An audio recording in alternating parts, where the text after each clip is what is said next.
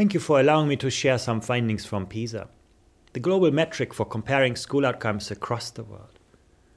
We conducted the latest assessment in 2012, which was a time when many of the 65 participating countries were grappling with the aftermath of an economic crisis that has brought home the urgency of equipping more people with better skills to collaborate, compete, and connect in ways that drive our societies forward.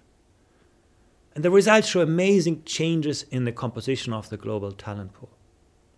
Shanghai, already the top-performing school system in 2009, has extended its lead in students' mass performance over the next highest performer, Singapore, by the equivalent of over a full school year. And that was at a time when Singapore too actually also saw rapid progress. Other East Asian systems, including Chinese Taipei and Japan, are also seeing better learning outcomes. New Zealand still comes out well when compared with the industrialized world.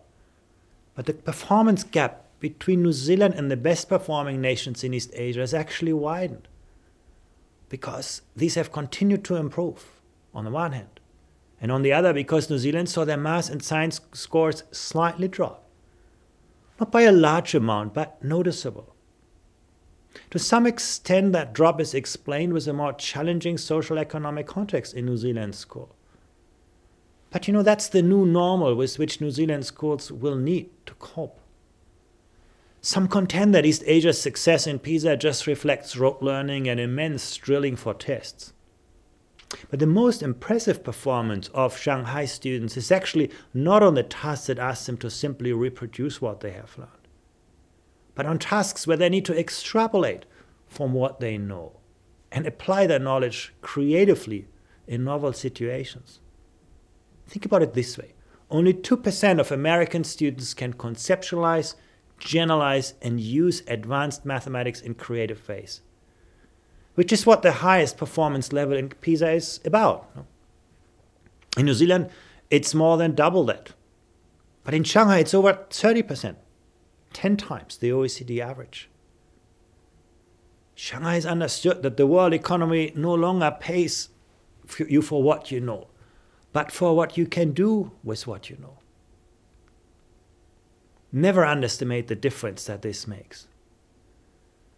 Most East Asian school systems excel also because they are capable to leverage the academic potential of disadvantaged students, and because they are able to break the downward spiral between disadvantaged, lower performance, and poorer student engagement that we see in the results for New Zealand. They've devised powerful strategies to attract the most talented teachers to the most challenging classrooms, and to get the strongest principals into the toughest schools. While New Zealand's dream of social mobility could risk to become a distant memory for the next generation, it is just emerging as a new reality in some East Asian nations.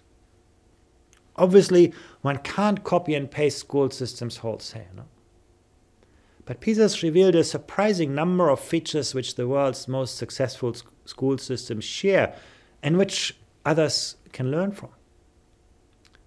For a start, leaders in high-performing nations have convinced their citizens to make choices that value education, their future, more than consumption today. But placing a high value on education is just part of their equation. Another part is the belief in the possibilities for every child to achieve. In Japan, for example, students not only believe they are in control of their abilities to succeed, but they're prepared to do whatever it takes to get there. 84% of the Japanese said they won't put off difficult problems. In New Zealand, it's less than 60%.